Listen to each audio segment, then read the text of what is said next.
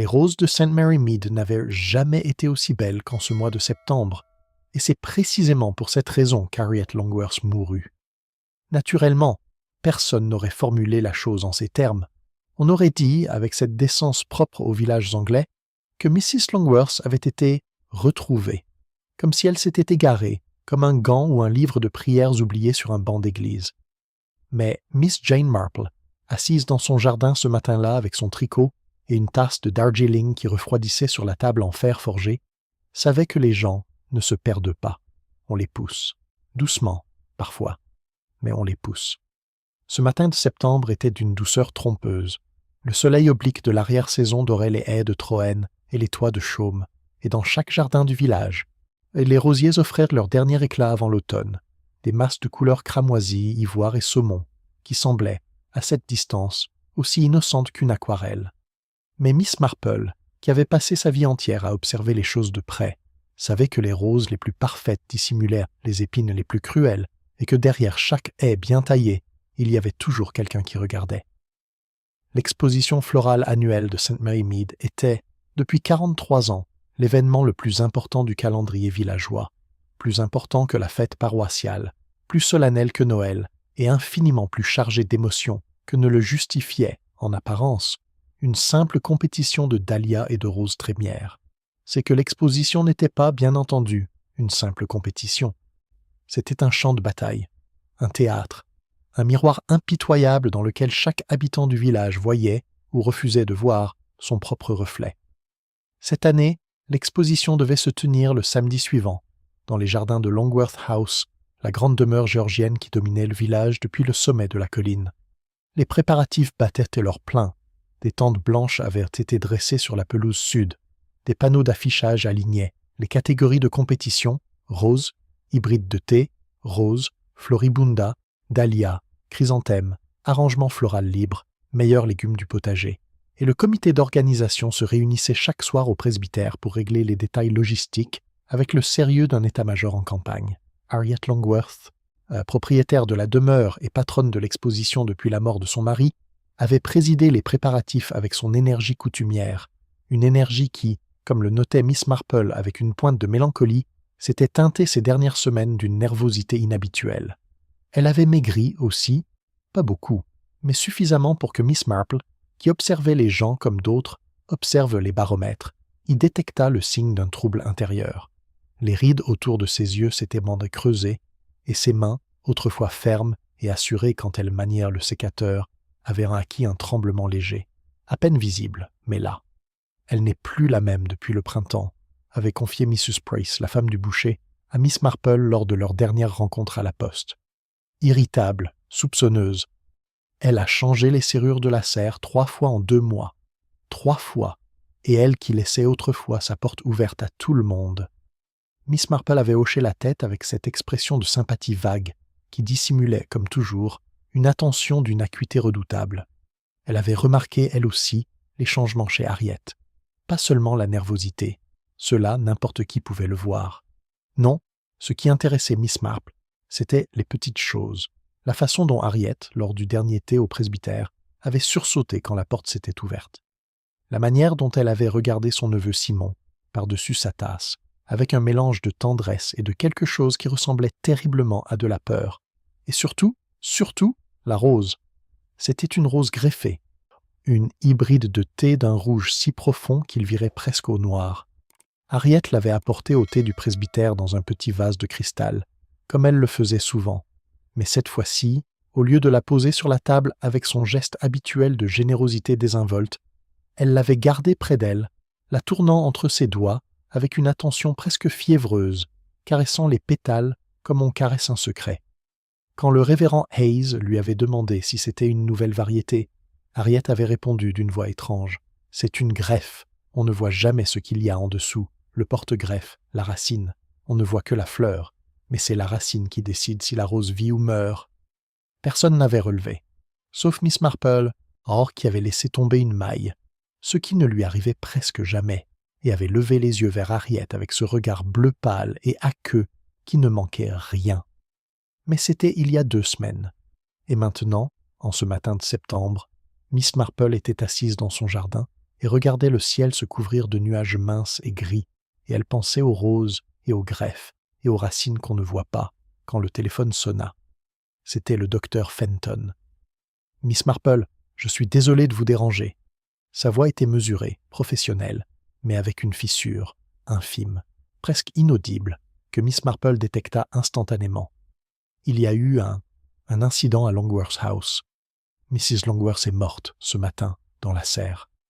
Miss Marple ne posa pas de questions. Elle dit simplement « J'arrive », raccrocha, et mit son chapeau.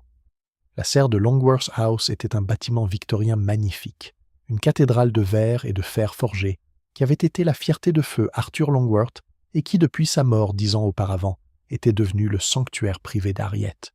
C'est là qu'elle cultivait ses roses de concours, ses hybrides expérimentaux, ses greffes audacieuses qui faisaient l'admiration et la jalousie de tout le comté. C'est là aussi qu'on l'avait trouvée. Miss Marple arriva à pied par le sentier qui longeait le mur du jardin. Le gravier de l'allée crissait sous ses chaussures, et elle nota, sans s'arrêter, sans ralentir, que le portail du jardin, habituellement fermé, était grand ouvert, et que des traces de pas, plusieurs séries, dans des directions différentes, marquaient la terre humide du parterre. Dans la serre, il faisait chaud et humide, cette chaleur lourde et végétale qui sent la terre et la chlorophylle et quelque chose d'autre, quelque chose de doux et de vaguement écœurant, que Miss Marple identifia immédiatement comme l'odeur des roses en décomposition. La condensation perlait sur les vitres, brouillant la lumière du matin en un halo laiteux qui donnait à l'intérieur de la serre l'apparence d'un rêve ou d'un souvenir qu'on n'arrive pas tout à fait à saisir. Des dizaines de rosiers en pot bordèrent les allées de gravier, leurs fleurs à divers stades d'épanouissement, certaines parfaites, gonflées de couleurs, d'autres déjà flétries, les pétales tombant en silence sur le sol comme des confettis après une fête terminée. Une abeille tardive bourdonnait contre une vitre, Isby cherchant une sortie avec l'entêtement aveugle des créatures qui ne comprennent pas les obstacles transparents. Harriet Longworth gisait au fond de la serre, près de la table de rempotage. Elle était étendue sur le côté gauche, un bras replié sous elle, l'autre étendu vers un sécateur posé sur le bord de la table. Elle portait sa robe de jardinage, celle en lin bleu pâle que Miss Marple lui avait vue tant de fois, et ses gants de jardinage en cuir reposaient à côté d'elle, retirés proprement et posés l'un sur l'autre, comme si elle les avait enlevés délibérément avant de tomber. Son visage était tourné vers le haut, les yeux ouverts, et son expression, Miss Marple s'avança doucement pour la voir, n'était ni de peur ni de surprise. C'était une expression de compréhension, terrible et calme, comme si, dans les derniers instants, Harriet avait compris quelque chose qu'elle aurait préféré ne jamais savoir.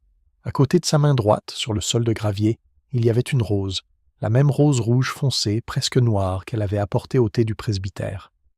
Les pétales étaient intacts, parfaits, mais la tige avait été coupée nette, à quelques centimètres de la fleur, comme si quelqu'un l'avait tranchée avec un instrument très aiguisé. Une tasse de thé reposait sur la table de rempotage, à moitié pleine.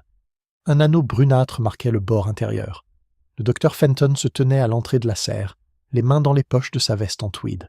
C'était un homme de 65 ans, grand et mince, avec un visage anguleux et des yeux d'un gris clair qui avaient, en temps normal, cette expression de bonhomie détachée propre aux médecins de campagne qui ont tout vu. Mais ce matin, ses yeux étaient différents, éteints, presque, comme si la lumière qui les habitait s'était retirée derrière un voile.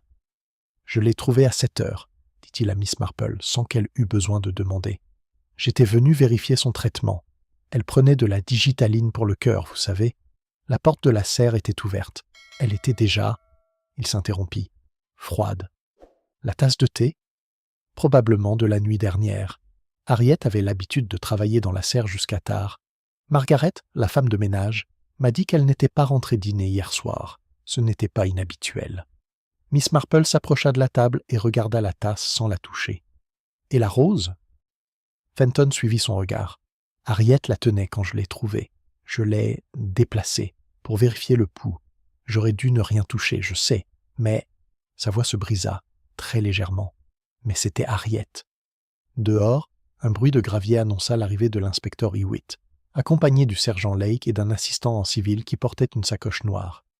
Hewitt était un homme compact, avec une moustache grise et des sourcils broussailleux, et une manière de poser des questions qui ressemblaient à une conversation amicale, mais qui était, en réalité, aussi méthodique qu'un interrogatoire. Il salua Miss Marple d'un hochement de tête.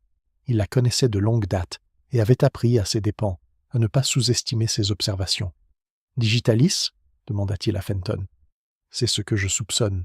Et les symptômes, la couleur de la peau, les pupilles, sont compatibles avec un surdosage. Mais elle prenait déjà de la digitaline prescrite.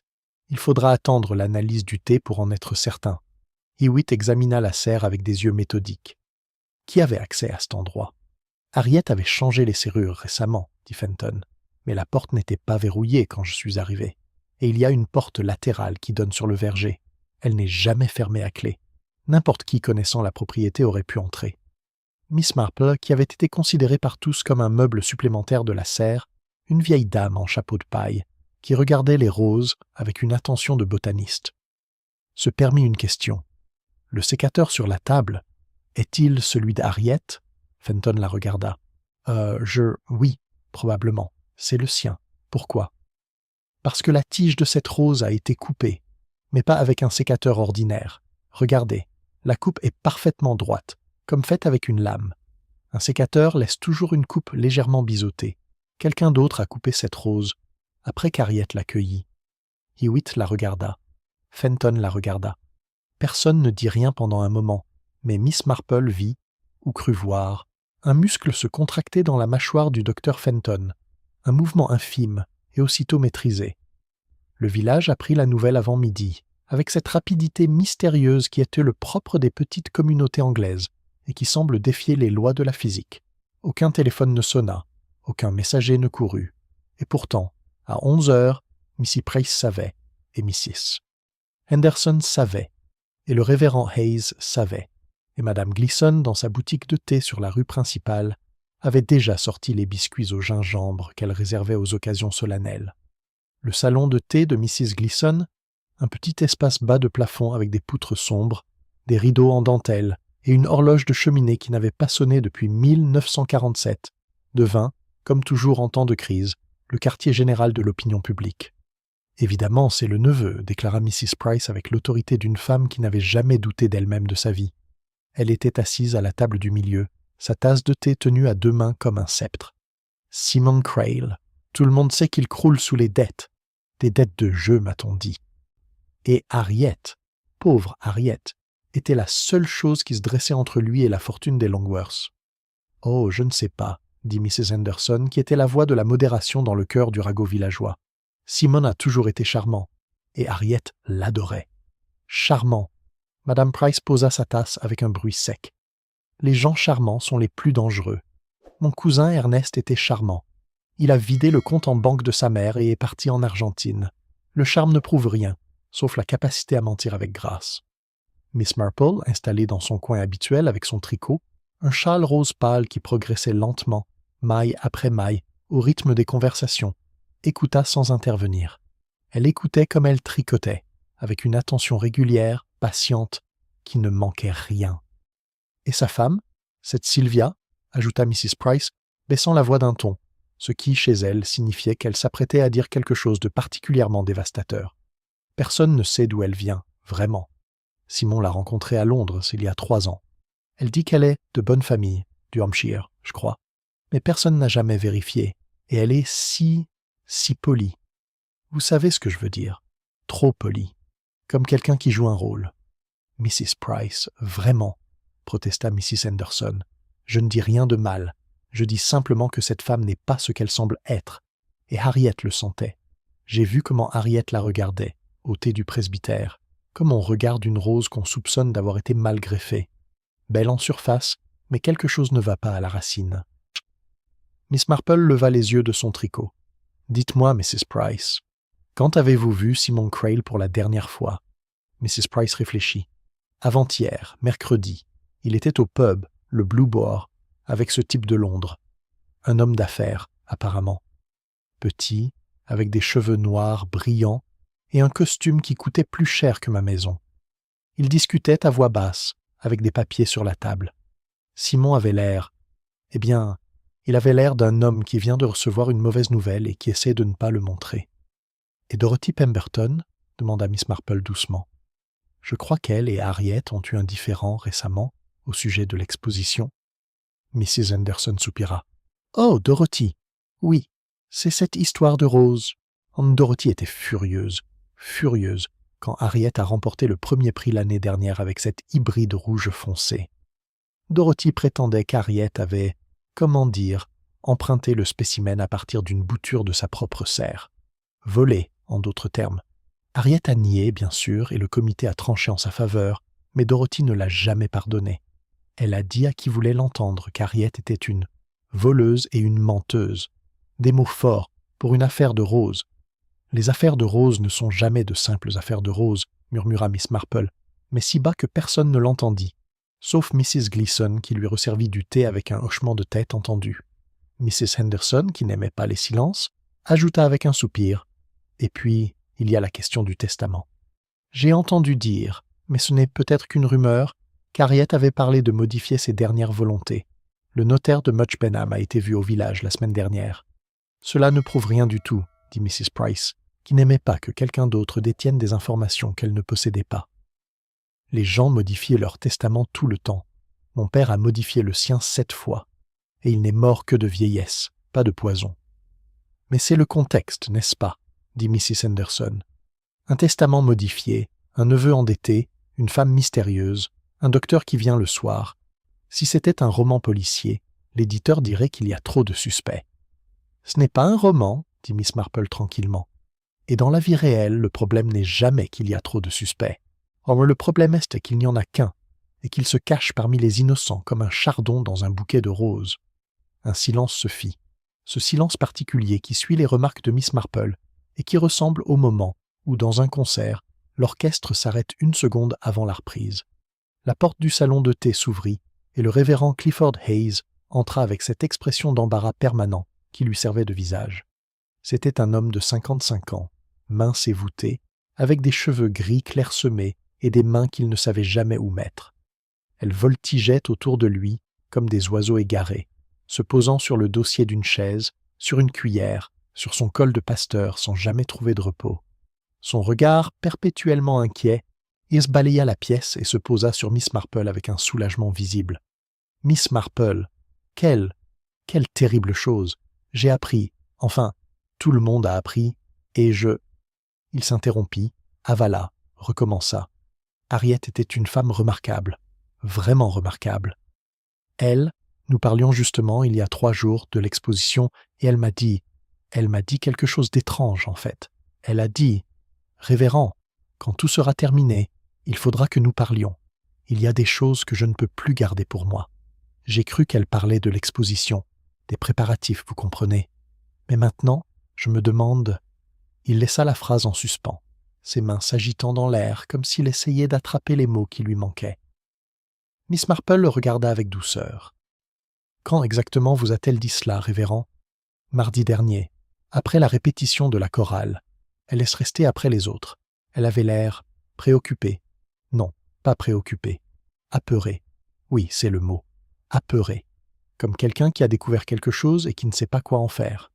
Et elle n'a pas précisé de quoi il s'agissait ? Non, mais elle a dit... Attendez, je me souviens maintenant. Elle a dit... Ce n'est pas une question de fleurs, révérend. C'est une question de racines. J'ai trouvé cela poétique à l'époque. Maintenant, je ne sais plus. » Miss Marple nota mentalement cette phrase. Des racines. Toujours des racines. Des greffes et des racines. L'inspecteur Hewitt installa son quartier général dans le bureau du rez-de-chaussée de Longworth House. Une pièce aux murs lambrissés de chêne sombre, sobre avec un bureau massif, des étagères chargées de livres de botanique et sur le mur face à la fenêtre, un portrait en pied d'Arthur Longworth, dont le regard sévère semblait surveiller les interrogatoires avec une désapprobation patriarcale. Simon Crale fut le premier à être entendu. C'était un homme de 38 ans, grand et mince, avec le genre de beau visage anglais, mâchoire carrée, yeux bleu-gris, cheveux châtains ondulés, qui inspire confiance dans les salons et méfiance dans les commissariats. Ses mains étaient longues et nerveuses, et il avait l'habitude de jouer avec sa chevalière, un anneau en or avec les armoiries des Krall, en la tournant sans cesse autour de son annulaire, comme s'il cherchait une position confortable qu'il ne trouvait jamais. « J'étais à Londres hier soir, dit-il à Hewitt. Sa voix était calme, mais ses mains trahissaient une agitation que son visage s'efforçait de cacher. J'ai dîné au Reform Club avec mon associé, Martin Wells. Je suis rentré par le dernier train, celui de 23h40, et je suis allé directement au lit. Ma femme peut confirmer. Votre femme dormait-elle quand vous êtes rentré? Simon hésita. Elle, je crois que oui. La lumière de la chambre était éteinte. Mais elle m'a entendu rentrer. Elle me l'a dit ce matin. Quelle était votre relation avec votre tante? Affectueuse. Le mot sortit trop vite, comme un réflexe. Puis, avec plus de mesure, compliquée parfois. Tante Harriet était une femme, forte. Elle avait des opinions. Sur ma carrière, sur mes finances, sur... Il tourna sa chevalière. Sur tout. Mais je l'aimais. Sincèrement. Êtes-vous son héritier? Simon pâlit imperceptiblement. Oui, c'est-à-dire, je crois. Harriet m'avait dit, il y a des années, que le domaine me reviendrait. Mais ces derniers mois, il s'interrompit. Ces derniers mois, elle avait parlé de modifier son testament. Elle ne m'a pas dit en quel sens. Mais j'ai compris, ou plutôt Sylvia a compris, parce que les femmes comprennent ces choses, qu'elle n'était plus aussi certaine de moi, de nous. Hewitt nota quelque chose dans son carnet. Aviez-vous des difficultés financières, monsieur Crail? Le visage de Simon se ferma. Des difficultés, inspecteur, est un mot relatif. J'ai des investissements qui n'ont pas donné les résultats escomptés. Ce n'est pas la même chose que des dettes. Et pourtant, on vous a vu au Blue Boar avec un homme d'affaires de Londres, mercredi dernier, avec des papiers. Simon regarda Hewitt avec une intensité soudaine. Ce que je discute avec mes associés ne concerne pas la police. Tout concerne la police, monsieur Krell, quand quelqu'un est mort. Le silence qui suivit dura exactement 4 secondes. Miss Marple les compta, avant que Simon ne détourne le regard. Sylvia Krell fut entendue ensuite. C'était une femme de 34 ans, d'une beauté discrète et soigneusement entretenue, cheveux châtain clair coupés au carré, yeux noisettes, peau claire, mains fines avec des ongles vernis d'un rose pâle presque invisible. Elle portait une robe en laine grise d'une simplicité étudiée, et son maintien était celui d'une femme élevée dans un milieu où l'on apprend très tôt à ne rien révéler. Le dos droit, les mains croisées sur les genoux, le sourire mesuré. « J'ai passé la soirée à la maison », me dit-elle. Sa voix était douce et précise, chaque mot prononcé comme une note de musique soigneusement placée. « J'ai lu un roman de Virginia Woolf, si cela vous intéresse, et je me suis couché vers 10h. Simon est rentré tard, comme d'habitude quand il va à Londres. Étiez-vous éveillé quand il est rentré? À moitié. J'ai entendu la porte. Je n'ai pas regardé l'heure. Comment décririez-vous votre relation avec Mrs. Longworth? Sylvia sourit. Un sourire parfait, ni trop large ni trop mince, exactement calibré pour exprimer une affection polie. Harriet était la tante de mon mari. Je la respectais. Nous n'étions pas intimes, mais c'était une femme admirable. Avait-elle exprimé des réserves à votre sujet? Le sourire ne vacilla pas. Des réserves? Non, pas directement. Harriet pouvait être observatrice. Elle remarquait des choses, mais elle ne m'a jamais dit quoi que ce soit qui puisse être interprété comme une réserve. Miss Marple, assise sur sa chaise habituelle, Hewitt avait depuis longtemps renoncé à la déloger des interrogatoires, observait les mains de Sylvia. Elles étaient parfaitement immobiles. Pas un frémissement, pas une crispation. C'était, pensa Miss Marple, l'immobilité d'une femme qui a appris à contrôler son corps avec une discipline de fer, ou la sérénité authentique d'une personne sans rien à cacher. Difficile à distinguer, très difficile. Dorothy Pemberton arriva en tempête. C'était son mode habituel de locomotion. C'était une femme de 60 ans, courte et carrée, avec des joues rouges de fermière et des mains qui portaient en permanence les stigmates du jardinage, des ongles cassés, de la terre incrustée, des callosités qui témoignaient de décennies passées à bêcher, sarcler, tailler. Ses cheveux blancs étaient en coupé court dans un style plus pratique qu'esthétique, et elle portait des bottes en caoutchouc vertes et un cardigan qui avait connu des jours meilleurs. « C'est une tragédie, » dit-elle en s'asseyant lourdement sur la chaise. « Une tragédie pure et simple. Harriet et moi avions nos différends. Tout le monde le sait, je ne vais pas faire semblant. Mais c'était une grande jardinière, la plus grande du comté, et je le dis sans amertume, presque sans amertume. » Elle croisa les bras. « Bon, vous voulez savoir où j'étais hier soir? J'étais chez moi, seul, avec mes chats et mes chrysanthèmes. Personne ne peut le confirmer, parce que mes chats ne parlent pas, et les chrysanthèmes non plus. Mrs. Pemberton, il est vrai que vous aviez accusé Mrs. Longworth de vous avoir volé une variété de roses. Le visage de Dorothy se colora davantage. Si c'était possible. Accusé? Je n'ai accusé personne. J'ai constaté un fait. Ma bouture de Rosa Midnight Velvet a disparu de ma serre en mars. En juin, Harriet présente une rose identique à l'exposition de Much Benham. Identique. Même couleur, même texture de pétales, même port. Tirez-en vos propres conclusions. Vous pensez qu'elle a volé votre rose?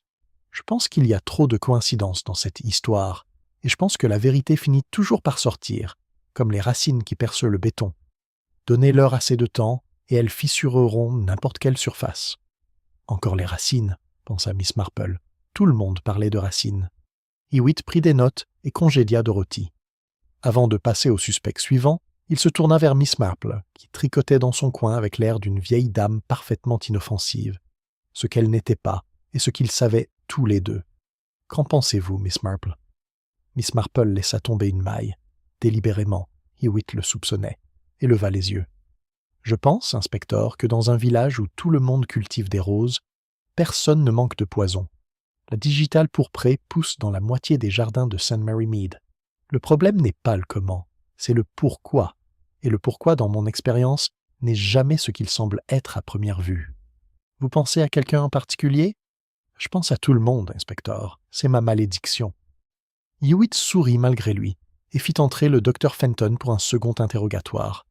Fenton entra avec des épaules un peu plus voûtées que la veille, et Miss Marple remarqua que les poches sous ses yeux s'étaient creusées, comme si le sommeil l'avait fui depuis la découverte du corps. « Docteur, nous avons besoin de précisions sur la digitaline. Vous étiez le seul à prescrire ce médicament à Madame Longworth? »« Oui, c'est un médicament qui nécessite un suivi étroit. La marge entre la dose thérapeutique et la dose toxique est très étroite. » Harriet le savait.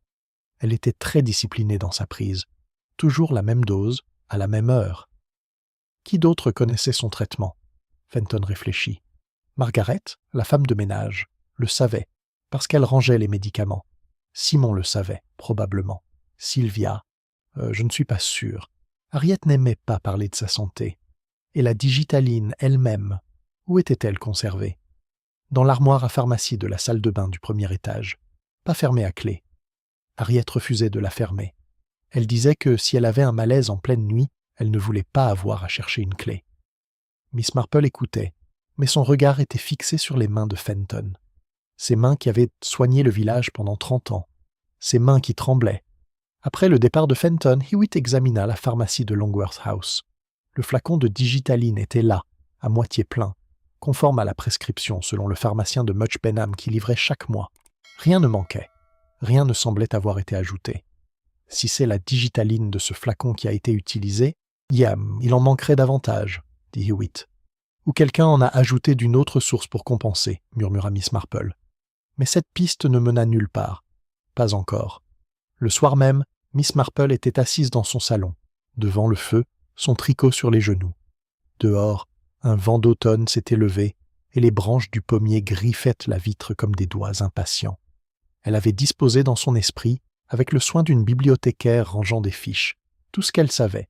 Les faits, Harriet Longworth, 72 ans, empoisonnée, probablement par un excès de digitaline ajouté à son thé.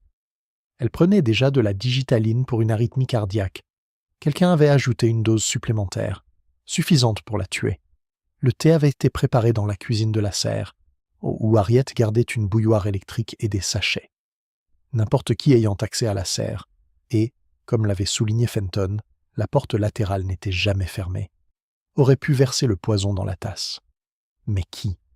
Miss Marple ferma les yeux et laissa les visages défiler. Simon Crail, le neveu endetté, l'héritier présomptif, l'homme qui avait rencontré un homme d'affaires au Blue Boar avec des papiers et l'expression d'un homme au bord du gouffre. Simon qui aimait sa tante, ou le disait, et qui avait tout à gagner de sa mort. Le mobile était limpide, l'héritage. Les moyens étaient accessibles. La digitaline d'Harriet, prescrite par le docteur Fenton, était rangée dans l'armoire à pharmacie de Longworth House, et Simon y avait accès, comme tous les résidents. Mais Miss Marple ne s'arrêtait jamais au mobile le plus évident. L'expérience lui avait appris que les gens suintent rarement pour les raisons qu'on leur prête, ou plutôt que la raison apparente est souvent le masque d'une raison plus profonde, plus honteuse, plus humaine. Elle pensa à Simon et elle pensa à quelqu'un d'autre, quelqu'un qui l'avait marqué, non parce qu'il avait dit, mais parce qu'il n'avait pas dit. Le docteur James Fenton. Fenton avait trouvé le corps. C'était lui qui avait appelé. C'était lui qui prescrivait la digitaline à Harriet. C'était lui qui connaissait la dose exacte, la dose prescrite, et donc la dose qui, augmentée, serait mortelle. Et c'était lui qui avait touché le corps, déplacé la rose, avant l'arrivée de la police. Miss Marple se souvenait de la fissure dans sa voix, mais c'était Harriet. La fissure d'un homme qui aimait la morte, ou la fissure d'un homme qui jouait un rôle et dont le masque craquait sous la pression. Et il y avait autre chose. Quelque chose que Miss Marple avait observé au thé du presbytère, 2 semaines plus tôt, et qui revenait maintenant avec une insistance qu'elle ne pouvait ignorer. Ce jour-là, quand Harriet avait parlé des greffes, on ne voit jamais ce qu'il y a en dessous. Miss Marple avait regardé les visages autour de la table. La plupart étaient perplexes ou indifférents. Mais Fenton avait pâli, imperceptiblement, brièvement, comme un nuage passant devant le soleil, et ses doigts, qui tenaient sa tasse, avaient resserré leur prise d'1 millimètre. Miss Marple connaissait ce geste. Elle l'avait vu chez M. Hodgkins, le comptable de Much Benham, qui avait détourné l'argent de la caisse de la paroisse pendant 7 ans et dont les mains se crispaient à chaque fois que quelqu'un mentionnait les comptes. Ce n'était pas la crispation de la colère, c'était la crispation de la peur. De quoi Fenton avait-il peur? Miss Marple réfléchit. Fenton était le médecin du village depuis 30 ans. Il avait soigné tout le monde, les naissances, les décès, les rougeoles et les dépressions. Il connaissait les secrets médicaux de chacun. Et il gérait, oui, c'était là l'élément crucial, il gérait le fonds de bienfaisance de la paroisse, un fonds alimenté en grande partie par les donations d'Harriet et destiné à l'entretien du dispensaire du village. Harriet avait dit au révérend « Il y a des choses que je ne peux plus garder pour moi. » Et ce n'est pas une question de fleurs. C'est une question de racines. Les racines, ce qui est en dessous, ce qu'on ne voit pas. Miss Marple posa son tricot. Ses mains tremblaient légèrement, non pas de l'âge, mais de cette excitation intellectuelle, froide et précise, qui accompagnait toujours le moment où une théorie commençait à prendre forme dans son esprit. Si Harriet avait découvert que Fenton détournait l'argent du fonds de bienfaisance, si elle avait vu les racines sous la greffe, la vérité sous la surface respectable du bon docteur, alors Fenton avait un mobile puissant, car un médecin de campagne dont la réputation est détruite n'est pas simplement ruiné, il est annihilé. Sa vie entière, les 30 années de service, la confiance de chaque patient, et la respectabilité qui est aussi indispensable à un médecin de village que son stéthoscope, tout cela s'effondrerait comme un château de cartes. Et Fenton avait les moyens, bien mieux que quiconque. Il connaissait la dose exacte de digitaline qu'Harriet prenait. Il savait combien il faudrait ajouter pour transformer un médicament en poison. Il avait accès à la digitaline, il la prescrivait, il pouvait en obtenir autant qu'il voulait. Et il connaissait les habitudes d'Harriet, ses soirées dans la serre, son thé, sa solitude. Et il avait l'opportunité. Il était venu vérifier son traitement ce matin-là. Mais qui vient vérifier un traitement à 7 heures du matin? Un médecin inquiet ou un meurtrier qui revient sur les lieux du crime pour s'assurer que tout s'est déroulé comme prévu? Miss Marple était presque certaine. Le lendemain matin, elle fit quelque chose qu'elle faisait rarement. Elle rendit visite au docteur Fenton chez lui. La maison de Fenton était une bâtisse en briques rouges, sobre et bien entretenue, avec un jardin de devant impeccable, des ifs taillés en taupière, un parterre de lavande, pas une feuille morte sur le gravier. Fenton ouvrit la porte lui-même. Il portait sa veste en tweed habituelle, mais sa cravate était de travers, et il y avait des cernes bleutées sous ses yeux gris. « Miss Marple, entrez, je vous en prie. » Elle entra dans le salon, un salon de médecin de campagne, avec des meubles en acajou, des revues de médicales empilées sur un guéridon, et un portrait de feu Madame Fenton sur la cheminée. Une femme au visage doux qui était morte d'un cancer 5 ans auparavant. « Je voulais simplement prendre de vos nouvelles, » dit Miss Marple en s'asseyant. « Vous étiez proche d'Harriet, ce doit être un choc terrible. » Fenton s'assit en face d'elle. « C'est... Oui, c'est un choc. Harriet était... » Il chercha ses mots. « Harriet était la personne la plus honnête que j'ai jamais connue. Brutalement honnête, parfois. Mais c'est une qualité qui se fait rare. Oui, l'honnêteté peut être inconfortable, pour tout le monde. Fenton la regarda. « Que voulez-vous dire ?» Miss Marple sourit, son sourire le plus innocent, le plus vague. « Oh, rien de particulier. C'est simplement que les personnes honnêtes ont tendance à découvrir des choses que d'autres préféreraient garder cachées. Cela me rappelle M. Ambleford de Long Wittering, un homme d'une honnêteté scrupuleuse, qui vérifiait ses comptes chaque mois et qui, un jour, a découvert que son partenaire d'affaires le volait depuis 5 ans. Vous imaginez le choc. Et le partenaire, le partenaire a fait des choses regrettables pour empêcher la vérité de sortir. Le silence qui suivit fut long, beaucoup trop long pour être naturel.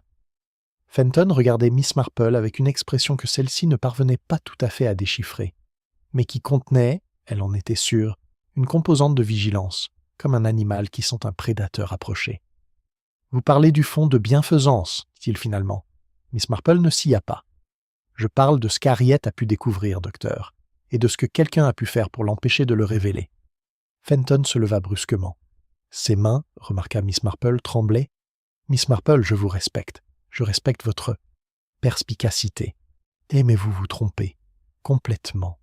Je n'ai pas touché au fond de bienfaisance. Je n'ai pas tué Harriet. Et si vous croyez que c'est moi, vous perdez votre temps, et le mien. Je n'ai accusé personne, docteur. J'ai simplement raconté une anecdote sur M. Ambleford. » Fenton la fixa. Puis il se rassit, très lentement, et passa une main sur son visage. Quand il la retira, son expression avait changé. La vigilance avait disparu, remplacée par quelque chose d'autre, quelque chose qui ressemblait à de l'épuisement ou à du soulagement. « Le fond de bienfaisance est intact, » dit-il d'une voix basse. « Chaque penny, j'ai les livres de compte ici. Vous pouvez les vérifier si vous le souhaitez. Et Witt les vérifiera de toute façon. » Miss Marple inclina la tête. « Merci, docteur. C'est tout ce que je voulais savoir. » Mais en sortant de la maison de Fenton, elle n'était pas convaincue.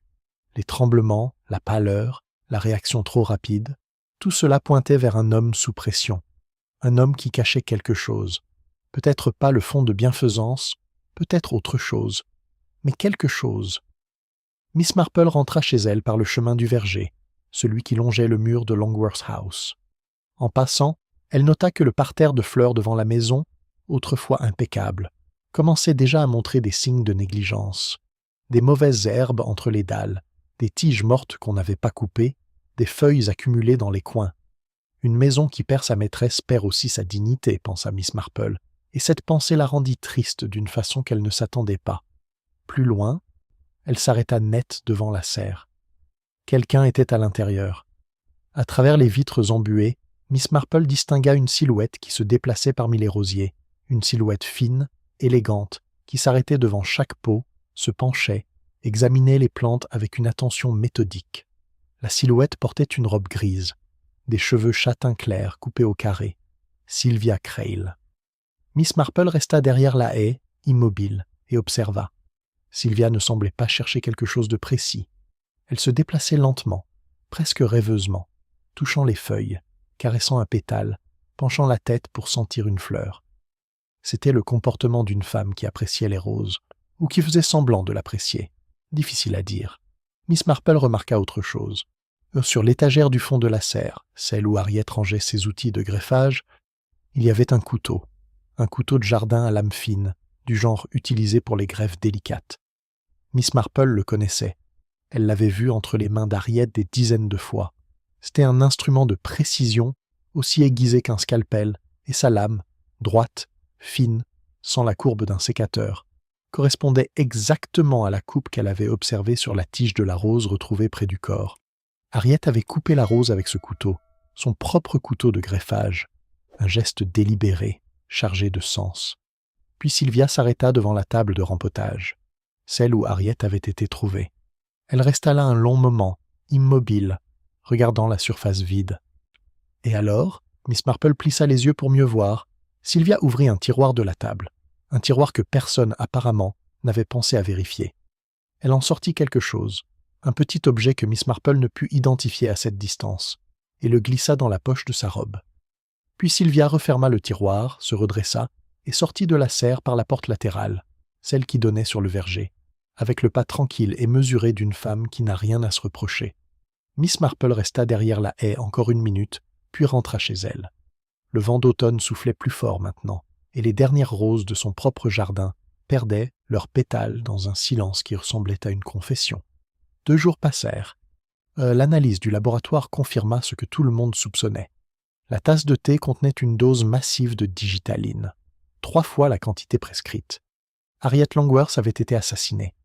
L'inspecteur Hewitt, méthodique comme toujours, interrogea de nouveau les suspects. Simon Crail maintint son alibi. Le dîner au Reform Club fut confirmé par Martin Wells et par le portier du club. Le train de 23h40 fut confirmé par le contrôleur. Simon était rentré à St. Mary Mead peu après minuit. Hewitt creusa aussi la question des dettes. Martin Wells, l'associé de Simon, se révéla être un agent de change qui gérait les investissements de Simon.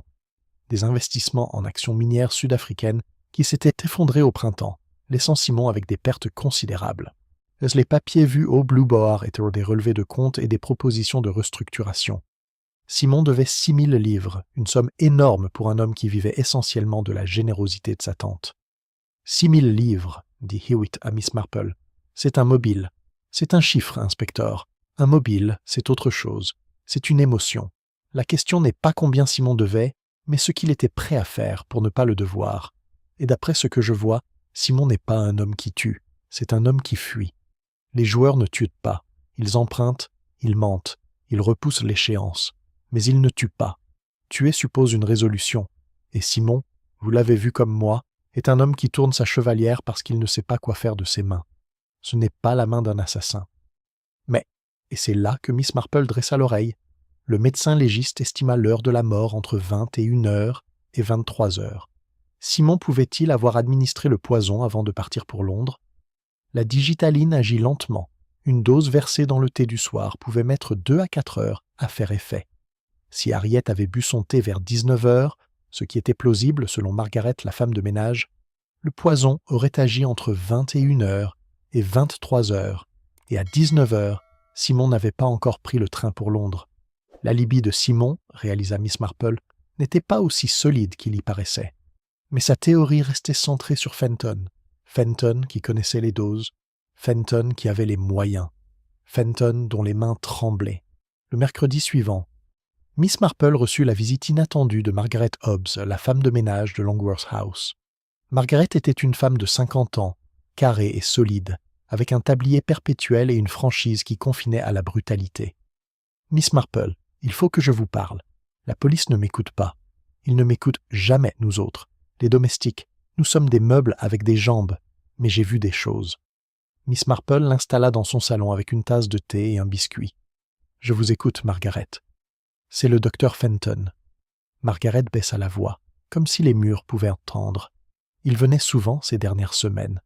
Pas pour des visites médicales, pas à des heures de consultation en tout cas. Il venait le soir, après le dîner, et il s'enfermait avec Mrs. Longworth dans le bureau. Et pendant des heures, Miss Marple, je faisais la vaisselle, et j'entendais leur voix à travers le mur. Pas les mots, juste le ton. Et le ton était tendu, comme 2 personnes qui sont d'accord sur les faits, mais pas sur ce qu'il faut en faire. Miss Marple hocha la tête. Et c'était inhabituel. Fenton venait-il souvent le soir avant ces dernières semaines? Jamais. Oh, il venait parfois pour un dîner. Mrs. Longworth l'invitait 3 ou 4 fois par an, avec d'autres personnes du village. Mais ces visites-là, c'était différent. Il venait seul, il restait tard, et il partait. Eh bien, il partait comme quelqu'un qui porte un fardeau. Le dos voûté, les mains dans les poches, la tête basse. Un homme qui porte le poids de quelque chose. Et vous avez entendu quelque chose? Margaret hésita. Je n'écoute pas aux portes, Miss Marple. Je ne suis pas de ce genre. Mais la porte du bureau n'est pas épaisse. Et quand on passe devant pour aller à la cuisine, une seule fois, j'ai entendu Mrs. Longworth dire « James, je ne peux pas fermer les yeux là-dessus. Pas après tout ce que j'ai découvert. Vous devez me comprendre. » Et lui, le docteur, il a répondu « Harriet, si vous faites ça, vous détruirez des vies, pas seulement la mienne. » Le cœur de Miss Marple battit un peu plus vite, mais son visage resta aussi serein qu'un lac par temps calme. « Vous détruirez des vies, pas seulement la mienne, » répéta-t-elle doucement. « Des vies, au pluriel. Intéressant. Très intéressant. Quand était-ce, Margaret? Il y a 3 semaines, le vendredi soir. Et j'en suis certaine parce que c'était le jour où mon chat a eu ses petits 4 chatons, tout stabby, et je m'en souviens parce que j'étais pressé de rentrer chez moi. » Miss Marple hocha la tête. « Et depuis ce soir-là, avez-vous remarqué un changement dans le comportement d'Harriet ou de Fenton? Harriet est devenue fermée, comme une huître. Elle a changé les serrures de la serre, pour la 3e fois, notez bien, et elle a commencé à passer des heures enfermée là-dedans, comme si elle préparait quelque chose. Pas juste les roses pour l'exposition, quelque chose d'autre. Et Fenton? » Margaret serra les lèvres. « Il n'est plus revenu le soir, mais je l'ai vu, le lundi suivant, je crois, au village, en train de parler avec Mrs. Sylvia Crail, devant la pharmacie. Ils avaient l'air, conspirateur n'est pas le bon mot, oh, mais c'est le seul qui me vient. Ils parlaient à la voix basse, avec des têtes de gens qui partagent un secret. Et quand ils m'ont vu, ils se sont séparés immédiatement, comme des enfants pris en faute. » Miss Marple remercia Margaret et la raccompagna à la porte. Puis elle retourna dans son salon, reprit son tricot et pensa. Fenton parlant en secret avec Sylvia Crail. Fenton menaçant Harriet. Vous détruirez des vies, pas seulement la mienne, des vies au pluriel. La vie de qui d'autre? Celle de Sylvia? De Simon? Un lien entre Fenton et les Crail. Un lien qu'elle n'avait pas vu. Un lien qui compliquait tout, mais sa théorie tenait. Fenton restait le suspect le plus plausible. Les moyens, le mobile, l'opportunité, tout convergeait vers lui. Le fait qu'il parlât avec Sylvia pouvait s'expliquer de 1000 façons. Une consultation médicale discrète, un conseil financier, une coïncidence. Miss Marple continua de tricoter. Maille après maille, rangée après rangée, le châle rose grandissait, et sa conviction aussi. Elle se trompait. Absolument. Complètement. Irrémédiablement. Mais elle ne le savait pas encore. Le jeudi matin, tout changea. L'inspecteur Hewitt se présenta chez Miss Marple à 9h avec un visage qui ressemblait à celui d'un homme dont le sol vient de se dérober sous les pieds. « Le fond de bienfaisance », dit-il en s'asseyant dans le fauteuil du salon sans y avoir été invité. Ce qui, chez un homme aussi poli que Hewitt, était un signe de détresse considérable. « J'ai fait vérifier les comptes. Chaque centime est là. Pas un penny manquant. M. Fenton n'a rien détourné. Les livres sont impeccables, vérifiés par un comptable indépendant il y a 6 mois, à la demande d'Harriet elle-même. » Miss Marple reposa lentement sa tasse de thé. « Mais ce n'est pas tout, » continua Hewitt. Son front était plissé de rides profondes. « Nous avons reçu les résultats complets du laboratoire. La digitaline trouvée dans le thé n'était pas de la digitaline pharmaceutique, celle que Fenton prescrivait. C'était de la digitaline végétale, extraite directement de feuilles de digital pourprées. Quelqu'un a préparé le poison à partir de la plante. Et Fenton, en tant que médecin, n'aurait jamais utilisé un extrait végétal brut quand il avait accès à la version pharmaceutique. C'est comme si un chef cuisinier empoisonnait quelqu'un avec des champignons sauvages quand il a de l'arsenic pur dans son placard. Ça n'a pas de sens. Miss Marple sentit le sol se dérober, exactement comme Hewitt l'avait senti.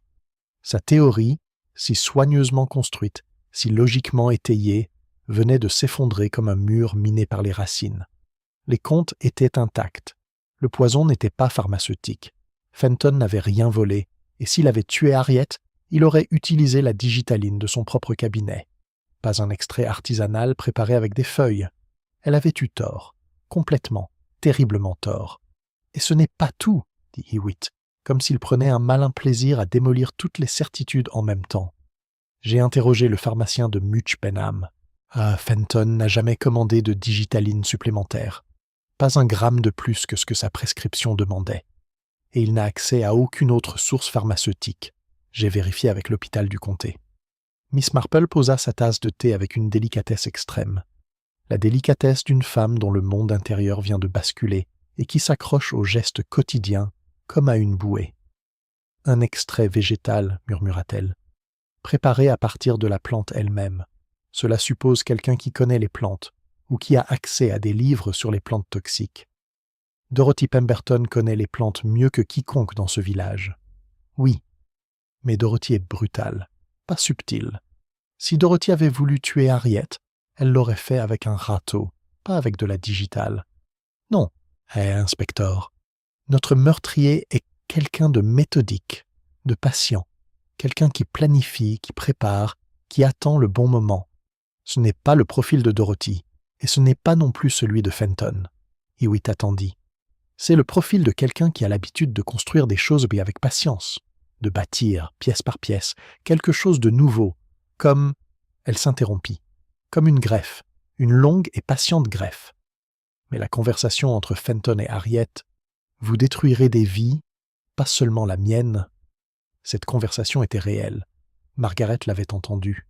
De quoi parlait-il, si ce n'était pas du fond de bienfaisance? Inspecteur, dit Miss Marple, et sa voix avait ce tremblement, non de faiblesse, mais d'une concentration tellement intense qu'elle en devenait presque douloureuse. Il y a autre chose. Quelque chose que j'ai vu et que je n'ai pas encore compris. Sylvia Crail était dans la serre, lundi après-midi. Elle a ouvert un tiroir de la table de rempotage. Un tiroir que personne n'a vérifié, me semble-t-il. Et elle en a sorti quelque chose qu'elle a mis dans sa poche. Hewitt se redressa. Vous êtes sûre? Certaine. Je l'ai vue depuis le chemin du verger. Hewitt se leva. Venez avec moi. Nous allons vérifier ce tiroir. Ils se rendirent à Longworth House, Miss Marple marchant avec la vivacité d'une femme de moitié son âge, et entrèrent dans la serre. L'air était toujours lourd, humide, saturé de ce parfum végétal mêlé de décomposition. Les roses continuaient de fleurir, moins indifférentes au drame humain qui s'était déroulé parmi elles. Le tiroir de la table de rempotage contenait les objets habituels d'un jardinier. Des étiquettes en plastique, un rouleau de fil de fer, des sachets de graines, un tube d'engrais. Mais dans le coin arrière-gauche, Miss Marple remarqua, parce qu'elle remarquait toujours ce genre de choses, une marque rectangulaire dans la poussière. Quelque chose avait été posé là, longtemps, et avait été retiré récemment. Un petit objet rectangulaire. Un carnet, peut-être, ou une boîte. Il y avait quelque chose ici, dit-elle. Quelque chose que Sylvia a pris. Hewitt examina la marque.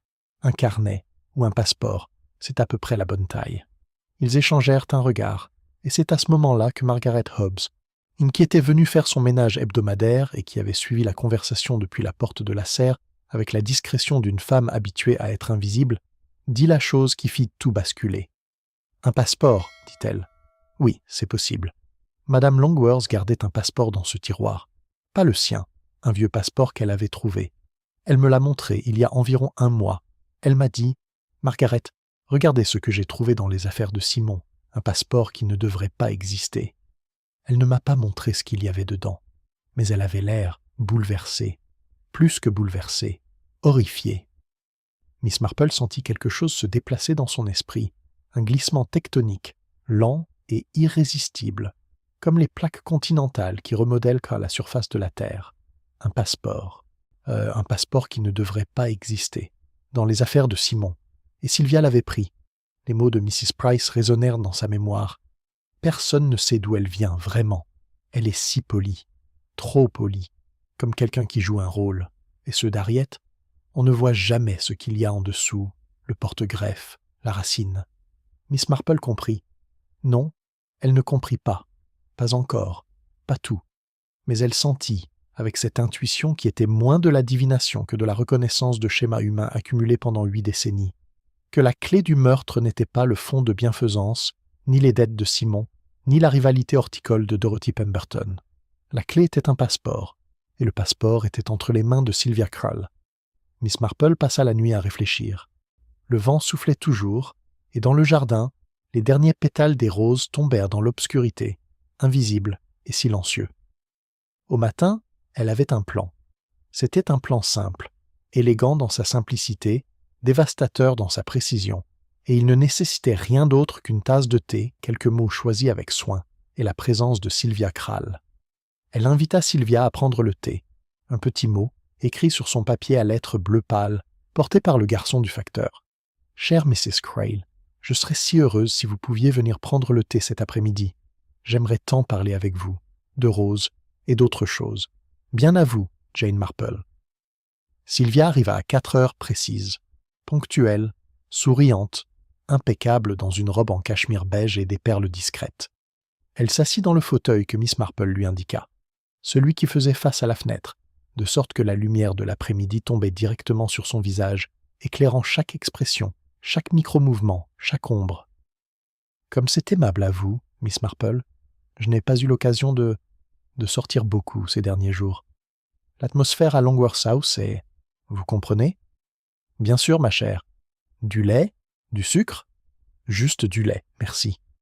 Miss Marple versa le thé avec ses gestes habituels, lents, précis, presque rituels. Le salon était silencieux, à l'exception du tic-tac de la pendule et du crépitement lointain du feu dans la cheminée. Sur la table basse, entre les deux femmes, Miss Marple avait posé un petit vase avec une rose ordinaire, de son propre jardin, rose pâle et sans prétention. Elle l'avait placée là avec l'innocence apparente d'une hôtesse qui décore sa table, mais en réalité comme un aimant, un point focal, un rappel silencieux. Vous savez, ma chère, j'ai toujours admiré les roses d'Harriet, particulièrement ses greffes. C'est un art si délicat, prendre quelque chose d'une plante et le fixer sur une autre, créer quelque chose de nouveau, de beau parfois. Mais le risque, bien sûr, c'est que la greffe soit rejetée, ou, pire encore, que le porte-greffe reprenne le dessus et étouffe la fleur. Il faut un œil expert pour voir quand cela commence à se produire. Sylvia sourit. « Je ne suis pas une jardinière, Miss Marple. Je ne connais que rien aux greffes. » « Non, c'est dommage, parce qu'Harriet, elle, s'y connaissait, et elle m'a dit quelque chose de très intéressant, peu avant sa mort. » Miss Marple prit un biscuit, le rompit en deux avec une lenteur étudiée, et en mangea la moitié avant de continuer. Le silence, elle le savait, était un instrument aussi précis qu'une question. Elle m'a dit qu'elle avait découvert qu'une de ses roses avait été, greffée sur un mauvais porte-greffe, que ce qu'elle croyait être une variété était en réalité une autre, que les racines n'étaient pas celles qu'on attendait. Miss Marple prit une gorgée de thé.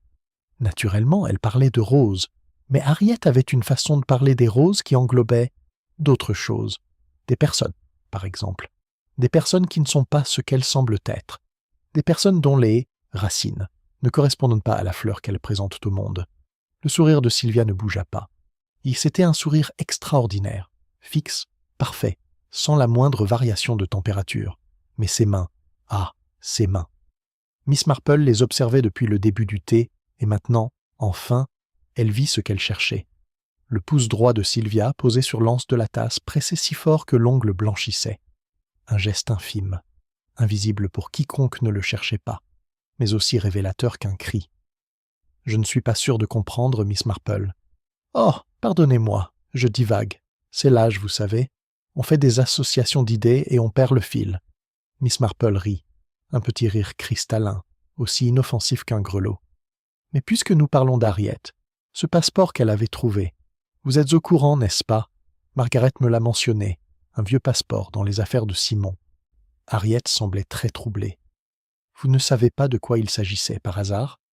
Le pouce de Sylvia relâcha sa prise. Ses mains se posèrent sur ses genoux, calmement, délibérément, comme on pose une arme. Quelque chose changea dans ses yeux. Un voile, une ombre, comme un nuage qui passe très vite devant le soleil et qui laisse, l'espace d'un instant, le paysage plus froid. « Non, dit-elle, je ne sais rien d'un passeport. » Miss Marple sourit. « Bien sûr, c'est sans doute sans importance. Encore du thé ?» Sylvia refusa poliment, resta 10 minutes de plus pour parler de la météo et du prochain marché aux fleurs, puis prit congé. Elle marchait, nota Miss Marple depuis la fenêtre, d'un pas légèrement plus rapide qu'à son arrivée. Pas précipité, jamais précipité, mais plus rapide. Comme une femme qui doit prendre une décision et qui a peu de temps pour la prendre. Miss Marple décrocha le téléphone. « Inspecteur Hewitt, je crois que Mrs. Sylvia Crail a en sa possession un passeport qui appartenait à Harriet Longworth. Un passeport qu'elle a pris dans la serre lundi après-midi. Je crois que ce passeport est la clé de toute cette affaire, et je crois que si vous ne le récupérez pas rapidement, Sylvia le détruira. Qu'est-ce qui vous fait penser cela ?» Miss Marple hésita. Comment expliquer un pouce qui blanchit? Comment expliquer cette certitude qui naît non de preuves matérielles, mais de la connaissance accumulée de la nature humaine, de ses masques, de ses fissures, de ses tremblements imperceptibles? Appelez cela l'intuition d'une vieille dame, inspecteur. Mais agissez vite. Hewitt agit vite. Un mandat de perquisition fut obtenu dans l'heure, et à 6 heures du soir, sergent Lake se présentait chez les Krall avec ledit mandat et l'expression déterminée d'un homme qui obéit aux ordres sans les comprendre. Le passeport fut trouvé dans la doublure d'un sac à main en cuir, celui que Sylvia gardait dans sa penderie, sous une pile de chandail.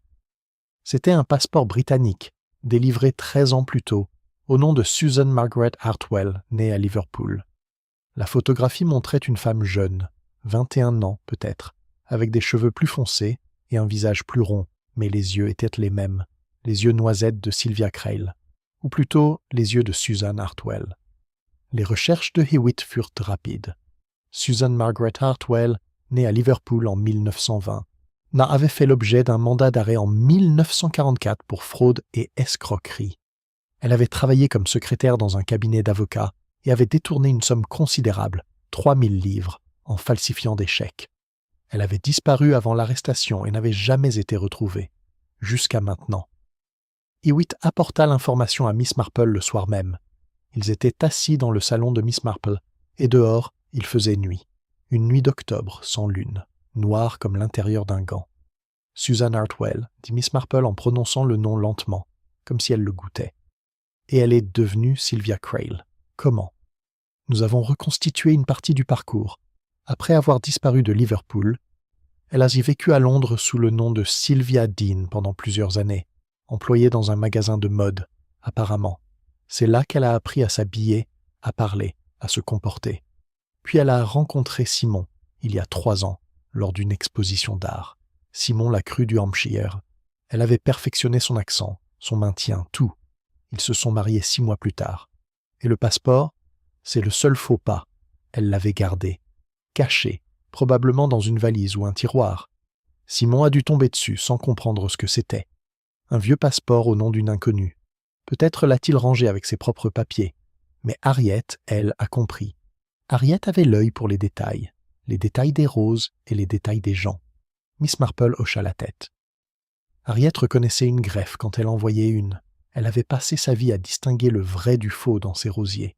Quand elle a vu ce passeport, cette photographie d'une femme plus jeune, plus brune, plus ronde, mais avec les mêmes yeux, elle a compris que Sylvia était une greffe, belle en surface mais avec des racines qui racontaient une autre histoire.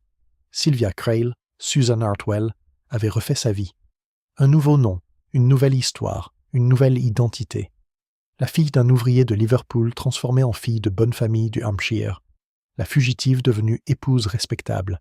La greffe parfaite, si parfaite que personne ne voyait le porte-greffe en dessous, sauf Harriet. Harriet, en fouillant dans les affaires de Simon, peut-être pour vérifier l'étendue de ses dettes, peut-être par simple curiosité maternelle, ou peut-être, et c'est ce que Miss Marple soupçonnait, parce qu'elle avait senti, avec l'instinct d'une femme qui reconnaît les greffes, que quelque chose ne correspondait pas, avait trouvé l'ancien passeport. Comment il se trouvait parmi les affaires de Simon, nul ne le savait exactement. Peut-être Sylvia l'avait-elle gardé par sentiment. Les gens gardent parfois les reliques de leur passé, même quand ces reliques sont dangereuses. Peut-être Simon l'avait-il trouvé et rangé sans comprendre ce qu'il signifiait. Un passeport au nom d'une femme inconnue, découvert dans un tiroir, catalogué et oublié par un homme qui avait d'autres soucis en tête. Quoi qu'il en soit, Harriet l'avait trouvé. Et Harriet, brutalement honnête, incapable de fermer les yeux, avait compris. C'est à ce moment-là qu'elle avait commencé à changer, à devenir nerveuse, soupçonneuse, à changer les serrures, à parler de greffes et de racines, à regarder Sylvia avec ce regard que Miss Marple avait noté au thé du presbytère, un regard de tendresse mêlée de peur. Tendresse pour Simon, qui aimait une femme qui n'existait pas. Peur de ce que la vérité ferait à son neveu, à sa famille, à la fragile architecture de bonheur que Simon avait construite sur des fondations de sable. Elle avait confronté Fenton, non pas parce qu'il était coupable de quoi que ce soit, mais parce qu'il était le médecin du village, un homme de confiance, un vieil ami, et qu'elle avait besoin de conseils, de sagesse, de quelqu'un qui l'aiderait à décider si la vérité devait être dite ou si le silence était parfois la forme la plus haute de la bonté. Un Fenton avait plaidé le silence. Si vous faites ça, vous détruirez des vies, pas seulement la mienne. Ce n'était pas Fenton qui parlait de lui-même, c'était Fenton qui parlait de Simon, qui aimait sincèrement sa femme et qui serait détruit par la révélation. Le « pas seulement la mienne » n'avait pas le sens que Miss Marple lui avait d'abord donné. Ce n'était pas un aveu de culpabilité, mais une façon maladroite de dire « ce n'est pas seulement votre décision, Harriet, c'est une bombe qui explosera dans la vie de plusieurs personnes. » C'était Fenton en médecin, en ami, en homme qui mesurait le coût humain de la vérité et qui se demandait, comme les médecins se le demandent chaque jour, si dire la vérité à un patient guérit ou si parfois elle tue. Et Harriet avait écouté. Pendant 3 semaines, elle avait hésité. Mais Harriet était, comme Fenton l'avait dit, la personne la plus honnête qu'il eût jamais connue. Et l'honnêteté, poussée à son extrême, est impitoyable. Elle ne fait pas de distinction entre les vérités qui guérissent et celles qui détruisent. Elle les prononce toutes, avec la même voix claire et inflexible. Harriet avait décidé de parler, après l'exposition. « Quand tout sera terminé, il faudra que nous parlions », avait-elle dit au révérend. Le choix du moment n'était pas anodin. Harriet voulait que l'exposition, sa dernière exposition peut-être, se déroule dans la paix, que les roses soient jugées, que les prix soient décernés, que le village ait son jour de gloire, et ensuite, la vérité. Mais Sylvia avait compris. Sylvia qui avait vécu 13 ans sur le fil d'un rasoir, 13 ans à sourire du bon sourire, à prononcer les bons mots, à porter les bonnes robes, à être la bonne femme pour le bon mari dans le bon village, sentait les changements comme un animal sent l'orage. Le regard d'Harriet au thé du presbytère, le silence de Fenton, les serrures changées 3 fois, et cette phrase « ce n'est pas une question de fleurs, c'est une question de racines » qui résonnait comme un avertissement ou comme une condamnation. Sylvia l'avait compris. Sylvia qui avait reconstruit sa vie entière sur un mensonge de 13 ans, un mensonge qui avait pris racine si profondément qu'il était devenu en apparence la vérité, ne pouvait pas permettre qu'on l'arrache. Pas maintenant, pas après tant d'années, pas alors qu'elle avait un mari, une position, une vie. Cette vie qui était, pour la fille de docker de Liverpool, aussi précieuse et aussi fragile qu'une rose greffée sur un porte-greffe étranger. Elle avait agi le vendredi soir. Simon était parti pour Londres. Le dîner au Reform Club, la Libye involontaire, la porte laissée ouverte derrière lui comme une invitation au destin. Sylvia avait préparé l'extrait de Digital avec la patience et la méthode qui étaient, au fond, les traits les plus authentiques de sa personnalité. Pas de digitaline pharmaceutique, à laquelle elle n'avait pas accès, mais un extrait artisanal préparé à partir de feuilles de digital pourprées cueillies dans le jardin du cottage, séchées, réduites en poudre, infusées dans de l'eau chaude jusqu'à obtenir une concentration mortelle. Sylvia n'était peut-être pas une jardinière, mais elle savait lire. Mais il existe des livres, Miss Marple le savait, qui décrivent en détail les propriétés des plantes toxiques. On les trouve dans n'importe quelle bibliothèque. Et Sylvia avait emprunté, 3 semaines plus tôt, à la bibliothèque de Much Benham, un ouvrage intitulé « Plantes médicinales et toxiques des jardins britanniques ». Hewitt l'avait vérifié. La préparation avait dû lui prendre plusieurs jours. Le séchage, le broyage, l'infusion. Chaque étape exigeait de la patience, de la discrétion, de la discipline. Des qualités que Susan Hartwell avait développées au plus haut point pendant 13 années de mensonges quotidiens. Elle s'était rendue à la serre par la porte latérale, celle qui n'était jamais fermée. Un détail qu'elle connaissait, comme tout le village, mais qu'elle avait vérifié la veille, en passant sa c'est par hasard, lors d'une promenade vespérale. Harriet était là, comme chaque soir, travaillant parmi ses roses, le dos courbé sur une greffe délicate, la bouilloire sifflant sur le réchaud, le rituel immuable d'une femme qui trouvait dans ses fleurs la paix que le monde lui refusait. Son thé refroidissait sur la table de rempotage, cette tasse qu'elle laissait toujours tiédir, parce qu'elle oubliait de boire quand elle jardinait. Sylvia avait attendu qu'Harriet s'éloigne, peut-être pour arroser les rosiers du fond, peut-être pour vérifier une greffe à l'autre bout de la serre, et avait versé la poudre dans la tasse, quelques secondes, pas davantage, puis elle était partie, par le verger, par le chemin de derrière, dans la nuit d'automne, sans un bruit, sans une trace, sauf la trace invisible du poison qui se dissolvait dans le thé, lentement, silencieusement, comme un secret qu'on verse dans l'oreille de quelqu'un qui dort. Et Harriet avait bu son thé, et Harriet était morte, seule, dans sa serre, parmi ses roses, tenant dans sa main la fleur qu'elle avait coupée, la greffe qu'elle avait tranchée, comme un geste inachevé, un adieu, une décision qui n'avait plus de destinataire. La rose coupée, la rose rouge foncée, presque noire, dont la tige avait été tranchée nette, restait un mystère. Jusqu'à ce que Hewitt interrogeât de nouveau Margaret, qui se souvint que Harriet, le soir de sa mort, avait coupé une de ses roses greffées. « Elle m'a dit qu'elle allait séparer la greffe du porte-greffe, » dit Margaret. Elle avait un couteau de jardin, celui qu'elle utilisait pour les greffes. En très aiguisé. Je pense qu'elle parlait de la rose. Mais peut-être qu'elle parlait d'autre chose. Séparer la greffe du porte-greffe, séparer Sylvia de Suzanne, la fleur de la racine. Harriet avait coupé la rose comme un geste symbolique, un acte de préparation, une décision rendue physique. Elle avait décidé, ce soir-là, de révéler la vérité. Et ce soir-là, la vérité l'avait tuée. L'arrestation eut lieu un dimanche. un dimanche matin froid et lumineux, avec un ciel d'un bleu métallique et un givre blanc sur les haies qui scintillaient comme du sucre.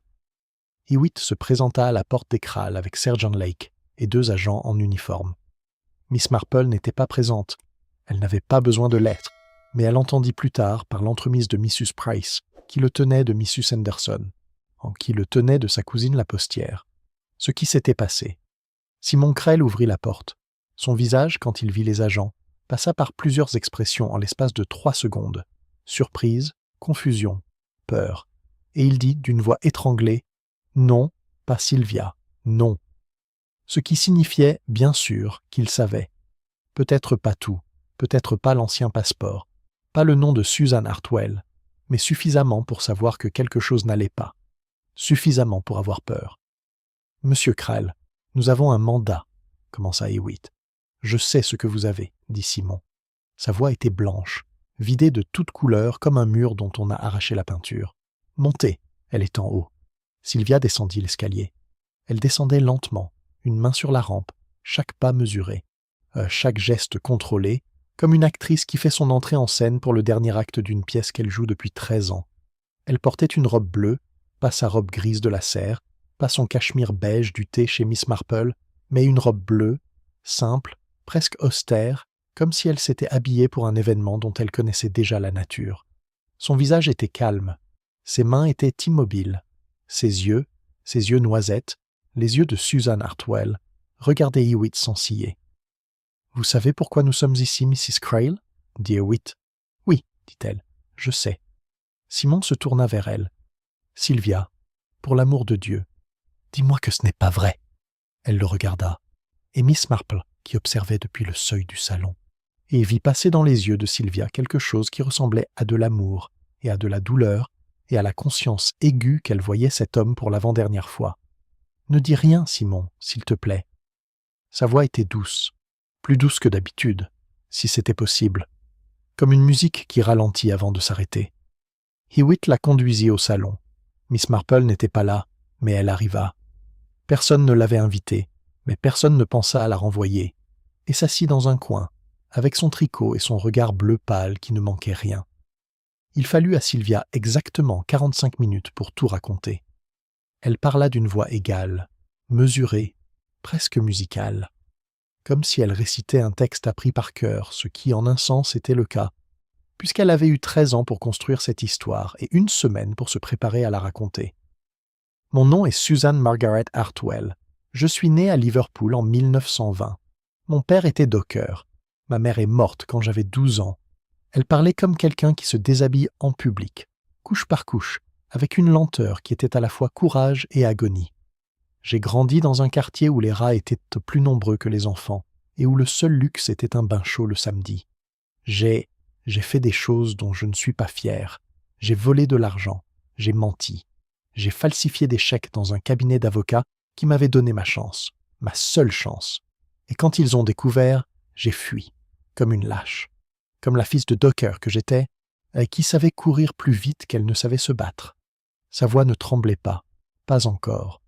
Mais Miss Marple voyait le coup de chaque mot dans la contraction de ses épaules, dans la ligne blanche de ses lèvres pressées. Et j'ai reconstruit ma vie, pièce par pièce, comme... Oui, Miss Marple, comme une greffe sur un porte-greffe. J'ai pris un nouveau nom, une nouvelle histoire, une nouvelle voix. J'ai appris à parler comme les femmes du Hampshire, à m'habiller comme elles, à penser comme elles. J'ai effacé Liverpool de ma bouche, de mes mains, de mes yeux. J'ai tué Susan Hartwell, pas avec du poison, mais avec de la volonté. Et j'ai créé Sylvia. Et Sylvia était meilleure que Susan. Plus douce, plus patiente, plus aimante. Sylvia était la femme que Susan aurait voulu être si la vie lui en avait donné la chance. Elle s'interrompit. Peut-être que Sylvia était plus vraie que Susan. Peut-être que la greffe était plus authentique que la racine. Mais Harriet ne le croyait pas. Elle regarda Simon, et pour la première fois, son masque se fissura. Pas un effondrement, pas un cri, pas un sanglot.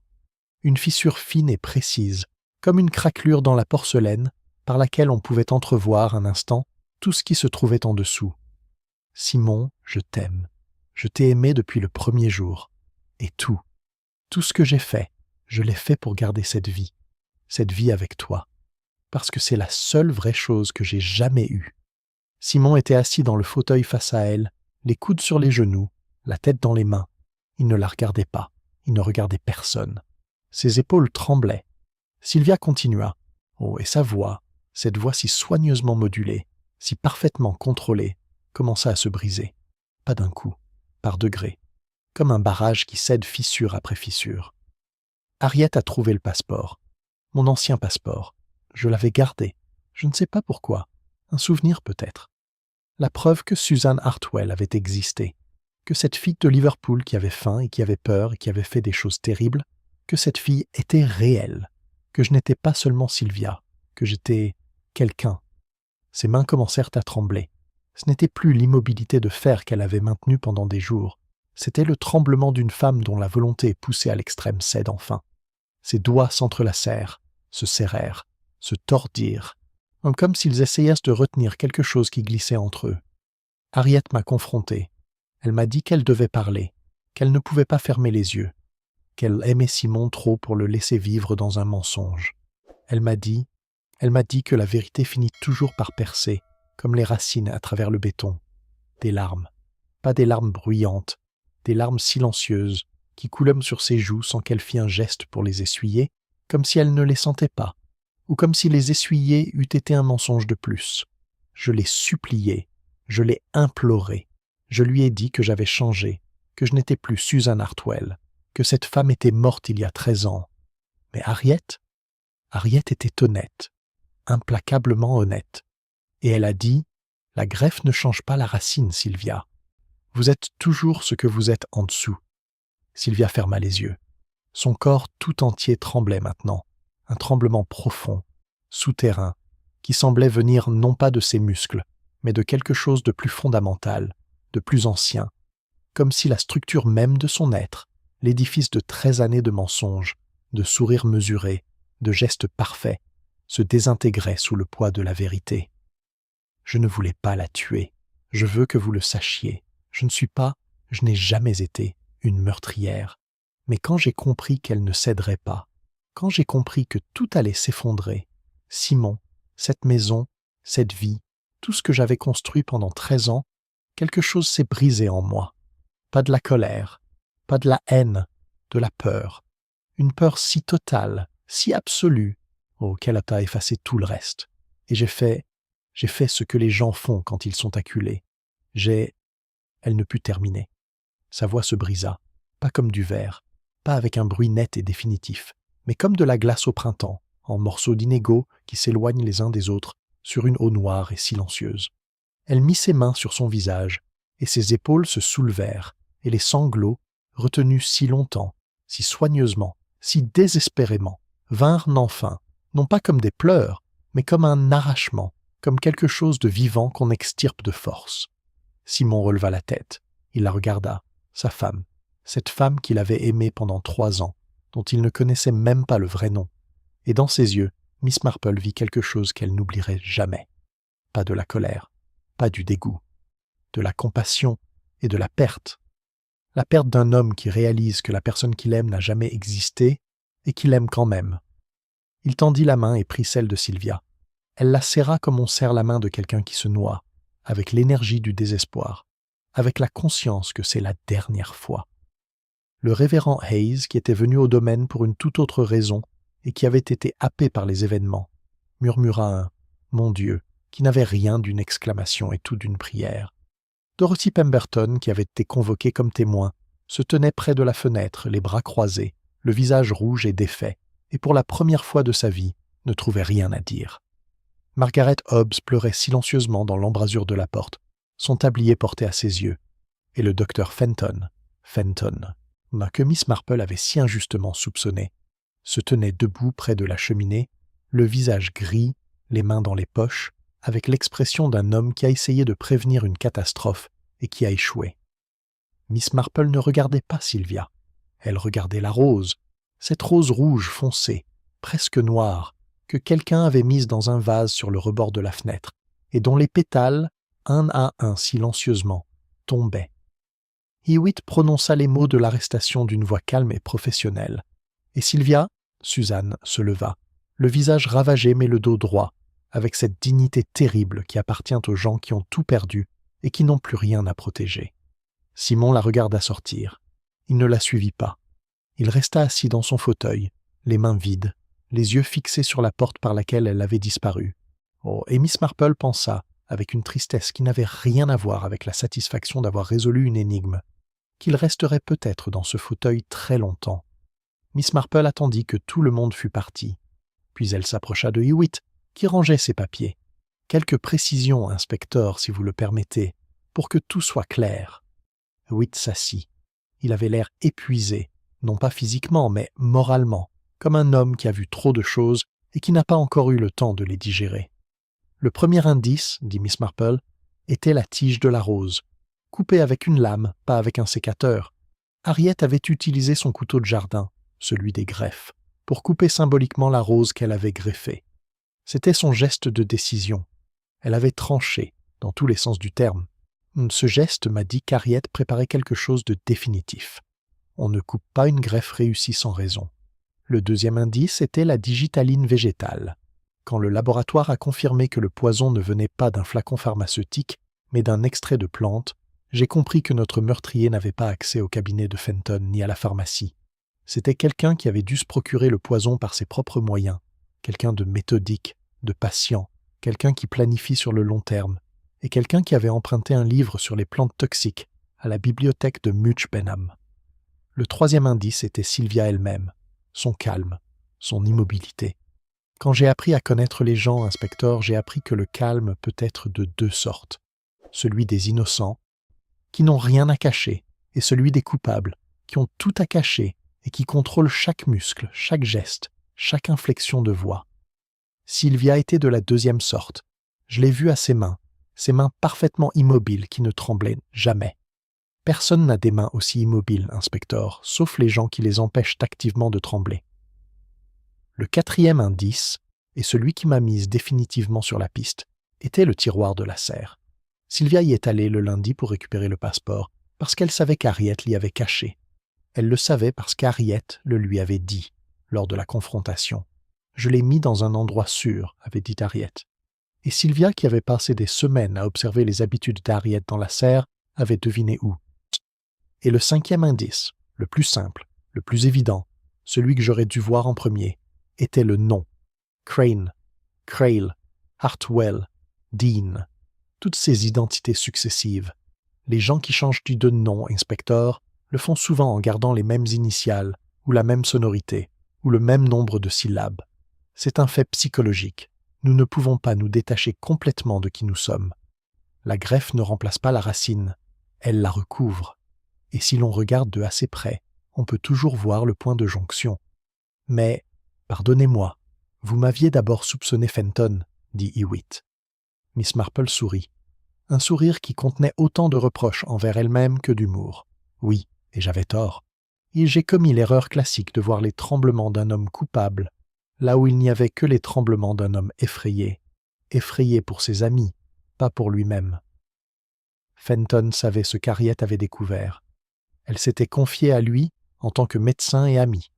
Il avait essayé de la dissuader de parler, non pas par complicité, mais par compassion pour Simon. « Vous détruirez des vies », avait-il dit, et il pensait à la vie de Simon, qui aimait sincèrement une femme qui n'existait pas. Et sa pâleur, quand Harriet a parlé des greffes au presbytère, la pâleur d'un homme qui reconnaît une métaphore et qui comprend qu'Harriet s'approche de la vérité en public. Il avait peur, non pas pour lui-même, mais que quelqu'un d'autre comprenne. C'est la peur du confident. Ah, inspecteur, la peur de celui qui porte un secret qui ne lui appartient pas et qui le voit sur le point d'être révélé. J'ai confondu cette peur avec celle du coupable. C'est une erreur que je ne commettrai plus. Elle marqua une pause. Le feu dans la cheminée crépitait doucement, et dehors, par la fenêtre, on pouvait voir le jardin de Longworth House, les rosiers, la serre, les allées de gravier, baignés dans la lumière pâle et froide d'un matin d'automne. Cela me rappelle Mrs. Carmichael, de Lower Stretton, une femme charmante. Tout le monde l'adorait. Personne ne savait qu'avant d'arriver au village, elle avait été autre chose. Quand la vérité est sortie, son mari l'a quittée. Non pas parce qu'il ne l'aimait pas, mais parce qu'il ne pouvait plus savoir qui il aimait. C'est cela, le véritable poison, inspecteur. Pas la digitaline, le doute, l'impossibilité de savoir si ce qu'on a aimé était réel ou fabriqué. La greffe peut être parfaite, belle, vigoureuse, productive, mais si l'on sait que la racine est fausse, on ne regarde plus jamais la fleur de la même façon. Hewitt ne répondit pas. Il hocha la tête, prit ses papiers et sortit. L'exposition florale annuelle de St. Mary Mead fut reportée. Indéfiniment, dit le comité. 1 an, dit la pratique. Toujours, pensèrent certains. Le panneau d'affichage devant la mairie qui annonçait encore les catégories de compétition et les règles d'inscription resta en place pendant 3 semaines, jusqu'à ce que le révérend Hayes le retirât discrètement un mardi soir, après la tombée de la nuit, et le rangea dans la remise du presbytère. Dans la boutique de thé de Mrs. Gleason, le ton des conversations changea. Pendant les premières semaines, il y avait eu de l'excitation coupable et inavouable que procure un drame dans un petit village. Puis vint la tristesse, puis le silence. Les habitués continuaient à venir, mais ils parlaient du temps, de la récolte de pommes, du prix du beurre, jamais d'Harriet, jamais de Sylvia, jamais des roses. Comme si, par un accord tacite, le village avait décidé que certaines histoires étaient trop proches, trop douloureuses, trop réelles pour être racontées autour d'une tasse de thé. Mrs. Price fut la dernière à se taire. « J'avais dit que cette femme n'était pas ce qu'elle semblait être », annonça-t-elle un mercredi, d'un ton qui cherchait la vindication et qui trouva à la place le silence poli de femme qui ne voulait plus entendre. Après quoi, même Mrs. Price se tut. Novembre s'installa avec ses brouillards et ses nuits précoces. Les jardins de Longworth House, autrefois les plus admirés du comté, furent confiés à un jardinier professionnel qui venait 3 fois par semaine et qui ne comprenait rien aux greffes d'Harriet. Les roses hybrides, privées des soins experts de leur créatrice, déclinèrent rapidement. Les unes après les autres, les greffes échouèrent. Le porte-greffe reprit le dessus, les tiges sauvages poussèrent en tous sens, et les fleurs magnifiques qui avaient en fait la gloire d'Harriet se transformèrent en églantines ordinaires, jolies mais communes, sans la profondeur de couleur ni la complexité de forme qui avaient distingué les créations de la maîtresse de maison. C'était, pensa Miss Marple en les observant depuis le chemin du verger un matin d'octobre, comme une métaphore involontaire, les greffes ne survivent pas à leur créateur. Quand la main qui les a faites disparaît, la nature reprend ses droits, et ce qui était artificiel, même si c'était beau, même si c'était extraordinaire, retourne au sauvage. Simon Cryle resta à Longworth House. Il ne parla pas de vendre, il ne parla pas de partir. Il parla très peu en fait, et ceux qui le croisaient au village, au pub, à la poste, dans l'allée de l'église, notèrent qu'il avait vieilli de 10 ans en 2 mois, que ses cheveux grisonnaient aux tempes, et que sa chevalière tournait sur un doigt qui avait maigri. Il ne jouait plus avec elle comme avant, ce geste nerveux, perpétuel, d'homme inquiet. Il la tournait lentement, une fois, puis s'arrêtait, comme quelqu'un qui a trouvé une réponse à une question qu'il ne voulait pas poser. Mrs. Price rapporta, car Mrs. Price rapportait tout, qu'elle l'avait vu un soir d'octobre, assise seule sur le banc du jardin de Longworth House, face à la serre vide, et qu'il tenait dans ses mains un châle en cachemire beige, celui que Sylvia portait le jour où Miss Marple l'avait invitée pour le thé. Il le tenait contre son visage, les yeux fermés, et Mrs. Price, pour une fois dans sa vie, avait eu la décence de passer sans rien dire. Le procès de Sylvia, de Suzanne, eut lieu en janvier, dans la grande salle du tribunal de Much Benham, sous un plafond à caissons qui amplifiait les voix et les silences avec la même indifférence. Elle fut reconnue coupable de meurtre et condamnée à la prison à vie. Simon assista au procès chaque jour. Il portait le même costume, un costume gris, froissé, et qu'il ne semblait pas avoir changé de la semaine. Et il s'asseyait au même endroit, au 3e rang, côté gauche, d'où il pouvait voir le profil de sa femme sans qu'elle eût besoin de tourner la tête. Il ne pleura pas, il ne dit rien. Il regardait sa femme, cette femme qu'il avait aimée et qu'il aimait peut-être encore, cette femme dont il ne connaissait même pas le vrai nom. Et son visage portait cette expression que Miss Marple avait vue le jour de l'arrestation, de la compassion et de la perte infinie d'un homme qui découvre que le sol sous ses pieds n'a jamais été solide. Le docteur Fenton continua d'exercer. Il prit de nouveaux patients, géra le fonds de bienfaisance avec une rigueur encore accrue, et fut vu, un dimanche de décembre, plaçant un bouquet de roses blanches sur la tombe d'Harriet, des roses simples, non greffées, du genre qui pousse naturellement et qui ne ment pas. Dorothy Pemberton gagna le premier prix de l'exposition de Much Benham avec un chrysanthème spectaculaire. Elle n'en tira aucune satisfaction. « Ce n'est pas la même chose, dit-elle à Mrs. Henderson. Gagner sans Harriet, ce n'est pas gagner, c'est juste remplir un espace vide. » Le révérend Hayes donna un sermon sur le pardon qui dura 45 minutes et pendant lequel 3 membres de la congrégation s'endormirent. Il ne mentionna pas Harriet, ni Sylvia, ni les roses. Mais à la fin, il dit, d'une voix qui tremblait, « Nous ne savons jamais, vraiment jamais, ce qui pousse dans le jardin de notre voisin.